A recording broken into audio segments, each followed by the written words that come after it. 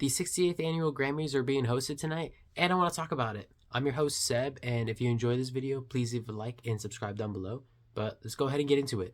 The Grammys are the music awards similar to how the Oscars are for acting, and they have a bunch of different awards for a lot of different categories, and I want to talk about the 4 big categories with one extra new category that they just came out with.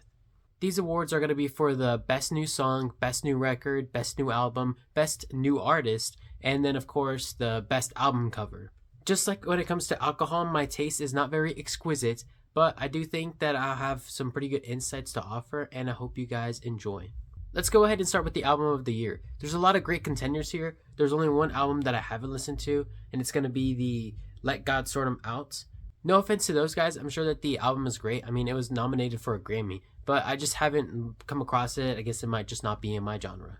So for all of these, I'm going to give my top 3, and then the one that I would choose to win, and then the one that I think is going to win. For my top 3 here, I'm going to go ahead and choose Chromacopia, Man's Best Friend, and Debí Tirar Más Fotos. So Chromacopia is the album made by Tyler, the Creator. I chose Chromacopia here because I like Tyler's creative direction, and I think that the storytelling in his album is pretty good. If you guys know me, it's no surprise that Man's Best Friend and Debí Tirar Más Fotos are here, just because I'm a huge fan of Sabrina and Bad Bunny. I think both of them have been in my top 5 artists for the past couple of years on my Spotify Wrapped.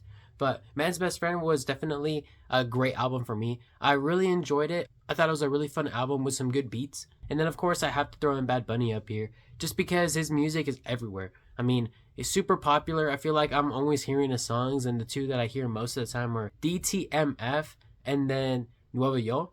And so I just think that, of course, I have to put him on this list. So if it's up to me, I think I have to choose Man's Best Friend to be my album of the year, just because I think it was a brand new direction for Sabrina. I think it was the most innovative I've ever heard her music to be, with a lot of them trying to be like catchy, quick sounds that way they could use in videos. And I think it's a great choice. The album that I do think is going to end up winning is probably going to be Debí Tirar Más Fotos, just because the amount of cultural impact that it has. Like, so many Spanish speaking people that I know of love Bad Bunny, and rightfully so. I mean, his music is great, and just the amount of cultural sounds that he uses to make his music, I think is very special. And I think if he ends up winning it, he definitely deserves it. That's my number 2. Next up, we got Best New Artist, and now I'd love to talk about the Marias here, but they didn't really have a strong 2025. A lot of their stuff is just from 2024, and I'm a little bit confused as to how the format works, because there's a lot of stuff here that is being nominated that came out in 2024, and so if that is the case, then I mean, the Marias are up in the conversation for me, but I'm going to pretend like that's probably not included. So my Best New Artists for me are going to be Addison Rae and Somber. I think both of them had really strong years with their album releases. And Addison Rae, I mean, kudos to her. I never thought she would escape meme music hell. And her music at the start is terrible, guys. Like, if you guys go back and listen to it, you'll know what I'm talking about. But her new album, Addison, was really good, with hits like Famous a Gun and Diet Pepsi. I think both of those 2 songs were really well done. But I'm going to have to give the edge to Somber here, just because I think his albums are more influential to pop culture, with Back to Friends and Undressed. I've heard those songs on the radio a countless amount of times, and I just think that they're super catchy, super influential, and they have everything that they need to be successful pop songs. And the best part is that they're blowing up all over TikTok. And I mean, what better way to know that your song is really good than having it spread through social media? And so my pick for Best New Artist is going to be Somber, and I think he should be the favorite to win this award. I'd be really surprised if they gave it to somebody else, unless of course they are including the 2024 year, which in that case, I mean, shout out the Marias, man. The next award is for Best New Record, and I did a little bit of research here because I wanted to know what the difference was between new record versus new song. And it looks like Best New Record is going to value the whole production of the song from start to finish, everything that they end up adding digitally or electronically, and all the way till it's into your ears, versus the Best New Song is going to look at just the lyrics and just the musical part of it. So for me, my top 3 Best New Records are going to be The Subway, Luther, and DTMF. And that's just because I think all 3 of those have everything you're thinking about when it comes to a Best New Record. I want to give a quick honorable mention to Sabrina's Man's Best Friend. I really enjoy the song, but I think if I'm introducing someone to music for the first time, all 3 of these other songs have just a little bit more of a oomph to them that I think would keep people interested in wanting to keep listening to music. Than Manchild, I just think it's like a little bit more niche and tailored to a specific crowd. Out of these songs, I think The Subway has the best story of the 3.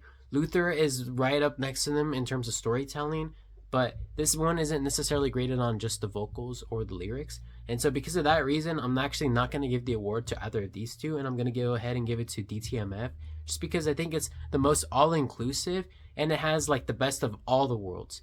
And of course, we're talking about Bad Bunny here, and so his production is insane. The amount of beats that he ends up adding, the instruments, everything about his production of songs is great. And I just think that the amount of innovation that he has for his songs are just on another level. And DTMF is a really great one because it has like that backup vocal going on, and then it's also got your I can't even describe the type of instruments, but maybe I'd call it like a piano, a little bit of like a trumpet, saxophone. It's just really catchy, really vibey, and I think it deserves the award here. Personally, I think that in terms of how these people are going to vote, I think APT has a really good chance of taking the song again.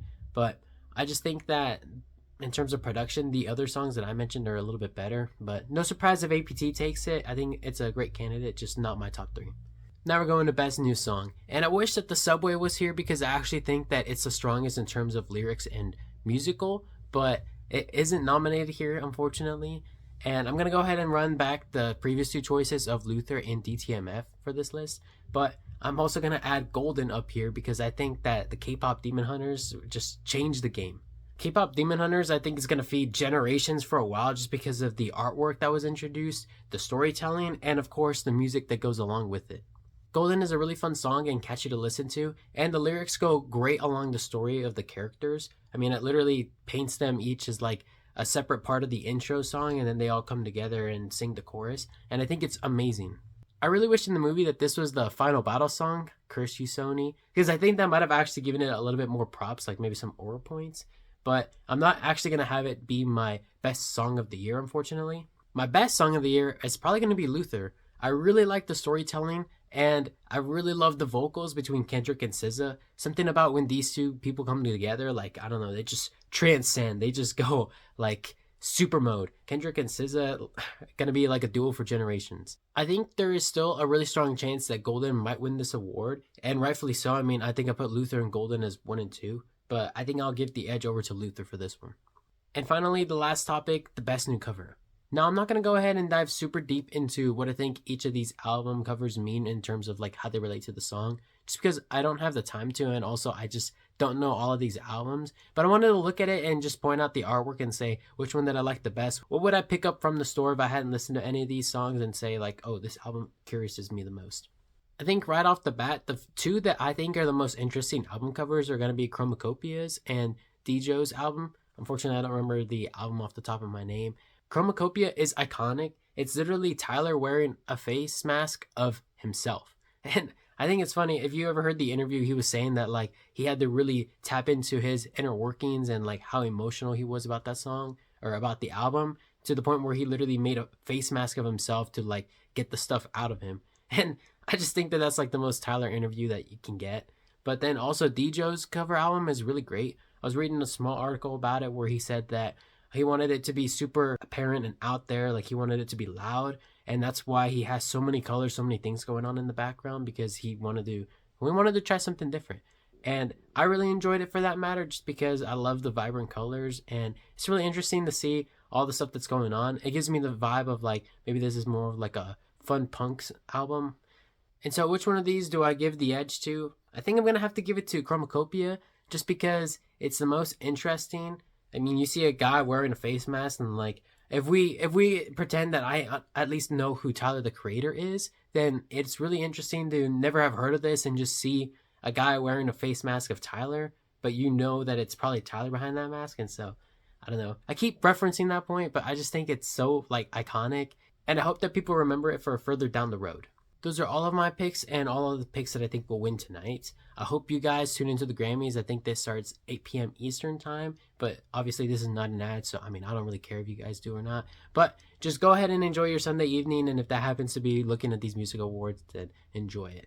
Regardless, thank you all for watching, and I hope you all have a great day.